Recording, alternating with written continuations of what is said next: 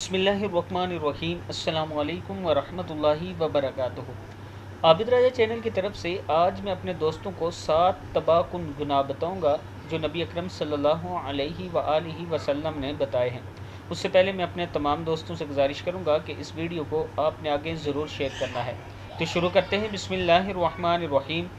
हदीस नबवी सल्लल्लाहु अलैहि वआलिहि वसल्लम है, हज़रत अबू हुरैरा रज़ी अल्लाह ताला अन्हो से रवायत है कि नबी अकरम सल्लल्लाहु अलैहि वआलिहि वसल्लम ने फरमाया, 7 तबाकुन गुनाहों से बचो। लोगों ने पूछा, वो कौन से गुनाह हैं?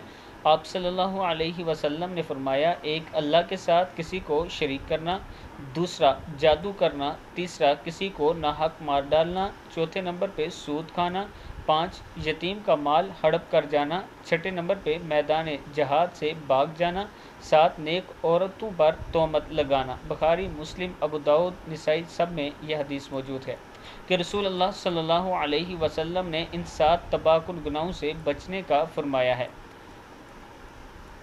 नंबर 1, अल्लाह के साथ शरीक ठहराना, जादू कराना, किसी को नाहक मार डालना, सूद खाना, यतीम का माल हड़प कर लेना, मैदान जहाद से भाग जाना, नेक औरतों पर तोहमत लगाना। ये सारी बुराइयां आजकल हमारे माशरे में आम हो चुकी हैं। अल्लाह ताला से इनकी पनाह मांगा करें और इनसे बचने की कोशिश किया करें। इस वीडियो को आप दोस्तों ने आगे ज़रूर शेयर करना है। अस्सलामु अलैकुम वरहमतुल्लाहि वबरकातुहू।